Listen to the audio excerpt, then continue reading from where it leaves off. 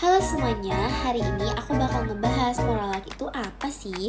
Moral luck itu adalah keadaan ketika seseorang dinilai baik atau buruk karena hal yang sebenarnya di luar dari kendali mereka. Jadi nggak bisa kita tentuin apakah itu baik ataupun buruk. Nah, contohnya seperti ini. Ada dua orang yang sama-sama lagi melihat ponsel ketika berjalan. Kemudian, orang pertama dia selamat dan tidak ada halangan sama sekali. Tetapi orang kedua ini malah menabrak orang dan jatuh.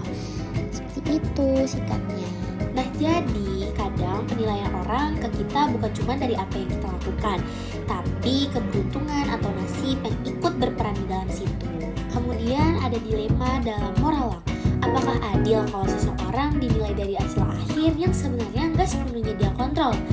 Atau justru kita harus tetap melihat nilai dari akibat tindakannya, karena akibat itu nyata dan berdampak ke orang lain.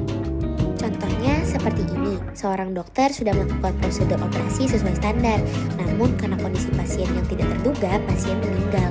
Apakah dokter yang harus disalahkan? Secara niat dan usaha mungkin tidak salah, tetapi akibatnya buruk. Nah, itulah yang namanya dilema moral luck. Niat baik belum tentu hasilnya baik, dan hasil buruk belum tentu sepenuhnya salah buat orang tersebut. Ketiga, ada solusi atau cara menyikapinya. Menurut aku, cara paling adil buat melihat moral luck adalah dari dua sisi.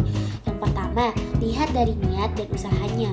Apakah dia sudah berhati-hati dan bertanggung jawab? Lihat akibatnya juga, supaya tetap ada evaluasi dan pembelajaran. Jadi jangan langsung ngejudge orang dari hasil akhirnya aja. Kita juga harus melihat dari proses dan kondisi yang terjadi. Nah, dari moral luck kita belajar kalau hidup dan selalu bisa kita kontrol sepenuhnya. Jadi saat menilai seseorang jangan cuma lihat hasil akhirnya aja, tetapi lihat juga niat, usaha, dan situasi yang mereka hadapi supaya tidak terjadi salah paham ataupun tidak perlu